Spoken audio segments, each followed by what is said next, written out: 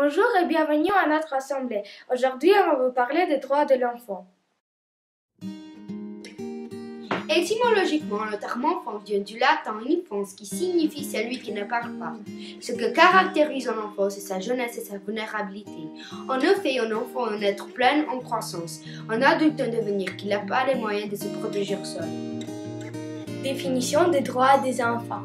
La prise de conscience des droits des enfants, ça fait après la Première Guerre mondiale avec l'adoption de la Déclaration de Genève en 1924. Reconnaissance des droits des enfants a continué l'impulsion de l'ONU avec l'adoption de la Déclaration des droits des enfants en 1959.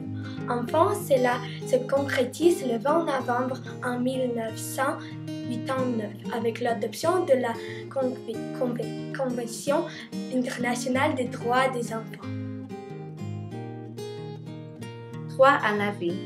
Pour les enfants, le droit à la vie, c'est la chance de pouvoir vivre sa vie d'enfant et avoir la possibilité de grandir, se développer et devenir adulte. Ce droit comporte deux aspects. Le droit d'avoir sa vie protégée de la naissance. De sa naissance, l'individu est considéré comme un être vivant qui doit être protégé. Le droit à la vie signifie aussi le droit de ne pas être tué. Cela implique que les pays ne pratiquent pas la peine de mort pour les enfants, mais ainsi que les pays condamnent les actes d'infanticide. Le droit de pouvoir survivre et se développer.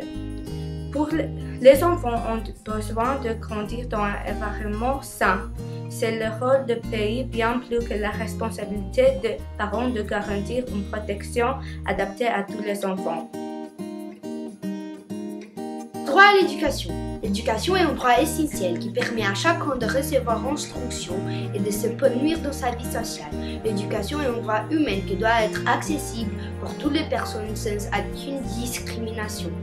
Tous les enfants devront pouvoir aller à l'école et ainsi de bénéficier des mêmes opportunités de construire un avenir. Pourquoi l'éducation est-elle importante? Le droit à l'éducation suppose aussi que les objectifs de l'apprentissage soient atteints. Cela signifie que tous les enfants ont le droit de bénéficier d'une éducation de bonne qualité. C'est la responsabilité du pays de garantir l'éducation de chaque enfant. L'éducation à la Garenne. Ici à la Garenne, on a de très bonnes opportunités. On peut utiliser des ordinateurs et on peut aller dans le laboratoire. Mais ce n'est pas comme ça dans tout le monde et pour ça, il y a des gens qui se battent pour ce droit.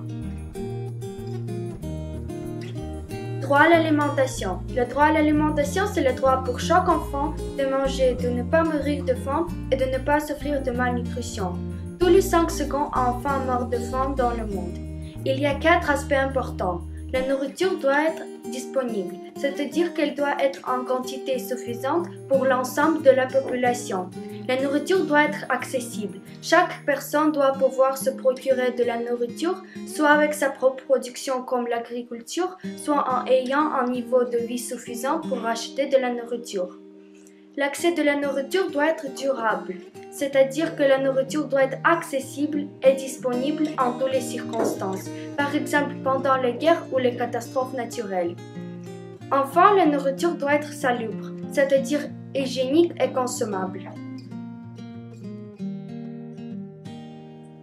Le droit à la santé. Le droit à la santé permet aux enfants d'être protégés contre la maladie et de s'épanouir pour devenir des adultes en bonne santé. Les enfants ont tous droit d'avoir accès aux services de santé dès qu'ils sont malades.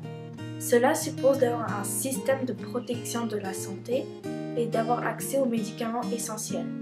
Les pays doivent mettre en place des services de santé disponibles en toutes circonstances, accessibles à tous et de bonne qualité.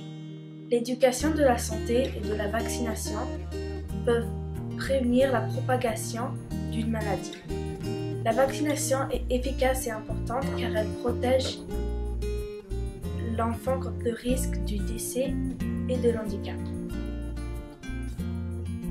Le droit à l'eau. Le droit à l'eau est un droit vital car il tient une place prépondérante dans le quotidien et l'environnement de toutes les personnes, adultes et enfants. L'eau est vitale pour la survie de tous les êtres humains. Les 3 principes importants. L'eau doit être disponible, c'est-à-dire que l'enfant doit avoir assez d'eau pour boire. Un enfant doit boire environ 1 litre par jour. L'eau doit être accessible, c'est-à-dire que l'eau doit être accessible à proximité avec des installations abordables pour tous. L'eau doit être de qualité, c'est-à-dire que l'eau doit être saine et sans risque pour la santé. À la Garenne, on peut boire de l'eau toujours. Il y a de nombreuses personnes à travers le monde qui n'ont pas cette chance. Les droits à l'identité, les droits à une nationalité. De la naissance, l'enfant a droit à une nationalité. Elle est un aspect très important pour toutes les personnes. Les droits à un nom et un prénom. Chaque personne a le droit d'avoir un nom et un prénom. Les parents ont le devoir de déclarer le nom, le prénom et les dates de naissance. Les droits à une protection juridique. Une fois déclaré, l'enfant pourra bénéficier des droits à une protection juridique, c'est-à-dire qu'il pourra bénéficier du régime de la protection des mineurs de son pays et être protégé contre la maltraitance et l'exploitation. Droit aux libertés. La liberté est un droit sacré que possèdent tous les êtres humains. C'est la faculté d'agir selon sa volonté tout en respectant la loi et les droits des autres. Liberté d'opinion. Les enfants ont le droit d'avoir une opinion différente de celle de leurs parents. Les États, les communautés et les parents ont donc devoir d'écouter leurs enfants et leur opinion lorsque les décisions le concernent. Liberté de religion. Liberté de religion permet à chaque personne d'avoir la religion ou la conviction de son choix et de les manifester librement. C'est le droit pour les enfants de ne pas se faire imposer en religion, ce qui porterait atteinte à sa liberté. Droit à la protection. Chaque enfant a le droit à un environnement protecteur. Il a le droit d'être protégé contre toutes les formes de maltraitance, discrimination et d'exploitation. L'intérêt de s'ouvrir des enfants. Cela a pour objectif de promouvoir et de garantir le bien-être de tous les enfants. Bien-être physique, bien-être mental et bien-être social. La nécessité d'établir un cadre protecteur pour les enfants. La protection des enfants doit être assurée avant tout par les parents, la communauté, puis par les pays. Par exemple, les pays doivent lutter contre des coutumes qui entraînent la discrimination et le mauvais traitement à l'égard des enfants.